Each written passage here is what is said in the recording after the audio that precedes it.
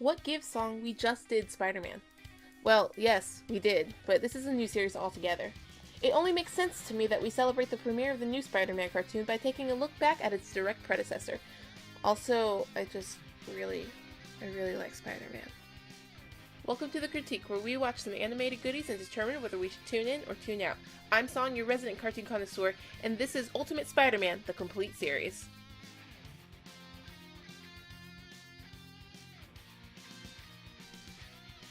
After buying out Marvel in 2009, Disney decided to have a Marvel-themed programming block on Disney XD. For a season, it was Spidey that held the spot here, but in 2012, it was announced that a new Spider-Man series would be taking its place, Ultimate Spider-Man. It debuted on April 1st that same year, and would focus on Spider-Man's adventures with S.H.I.E.L.D. and a new team of well-known Marvel heroes.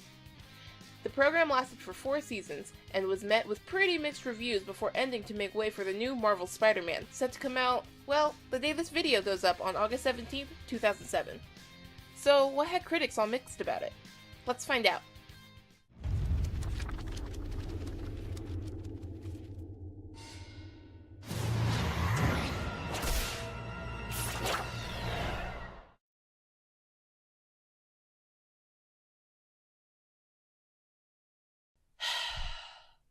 What was that? There's nothing here. It's just a sting and a title card. What am I supposed to talk about?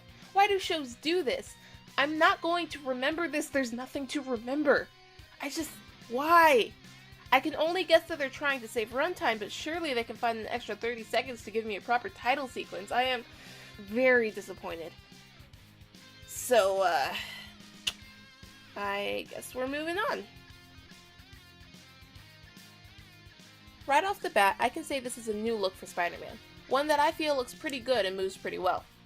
It takes a more realistic approach than Spected, without going overly detailed, and I believe that it really sets it apart as its own Spider-Man series. Of course, this is not the only style going for it, as sometimes different types of animation shows up to the party, particularly during seasons 3 and 4 and their multi-dimensional travels. Everything seems very polished, and battle scenes are easy to keep up with. Even when the style shifts, things still look clean, except... The writing, I think, is well done enough, and I do appreciate Peter's constant fourth wall breaks. It doesn't quite break into Deadpool territory, and it feels reminiscent of The Emperor's New Groove in the way it's done. Even so, it is clear that this show wants to be more dramatic, but sometimes its own hijinks get in the way. The plethora of quips sometimes comes at strange points, and it feels distracting when the tone of everything else is doing its best to be serious.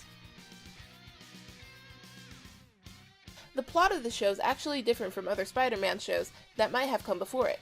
At the core, it's the same as normal, but this time Spider-Man is an agent of S.H.I.E.L.D., much to his reluctance, and heads a team of young superheroes, much to his further hesitation. The program focuses heavily on leadership and what it takes to run a team. I like that Spider-Man's always learning because he's never been on a team before, never mind as the leader. Together with Nova, Iron Fist, Power Man, and White Tiger, the team will fight crime while juggling school life as is normal.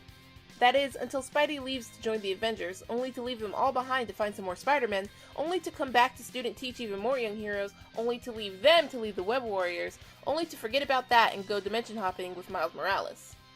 This is my big issue. Why does he keep jumping teams? What kind of leader does that? One of the shifts was a promotion more than Spidey abandoning his team, but that was just one time. It was really unorganized, and it makes every new arc feel abrupt and jarring. The previous storyline would just have barely resolved before moving on.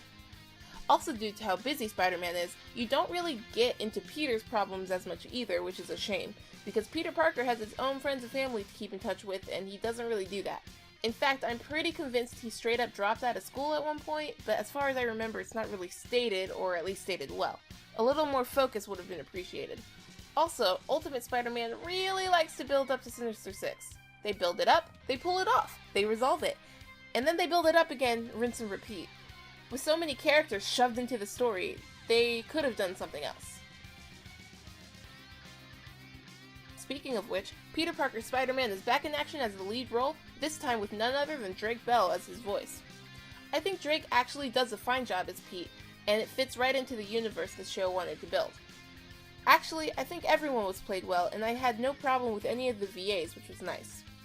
Of course, I might just be forgetting some of them because the show has so many characters. It's a little extremely ridiculous. Where do I even start? You have Spider-Man, his friends and family, his already expansive set of villains, S.H.I.E.L.D., his original team, Spider people from all over the multiverse, the heroes he takes under his wing, the Web Warriors, the Avengers, their villains. I think the Guardians of the Galaxy showed up at one point, the X-Men. It's just way too crowded. It's like Disney just wanted to cram every little thing into a giant crossover extravaganza that they almost forgot that this was in fact a Spider-Man cartoon. While each individual character was good, they get drowned out by this insane roster. This makes the first season the best because it wasn't so crazy yet. He was just trying to figure out how to lead his team. Side note, Dr. Octopus, what did they do to you? Overall, I actually really enjoyed Ultimate Spider-Man despite its many flaws. Of course, I do understand why it's not for everyone. It can get overwhelming at times with its many characters and jarring arc jumps, but I feel that the storylines they do follow are really fun during their runtime, and the show actually got to end. For these reasons, I recommend tuning into Ultimate Spider-Man's ambience. But hey, that's just me. What did you think about the show? Let me know in the comments below. Also, don't be afraid to give me suggestions on what I should watch next. If you like this video, leave a like and subscribe, and don't forget to ring that notification bell so you don't miss out on more. Thanks for watching!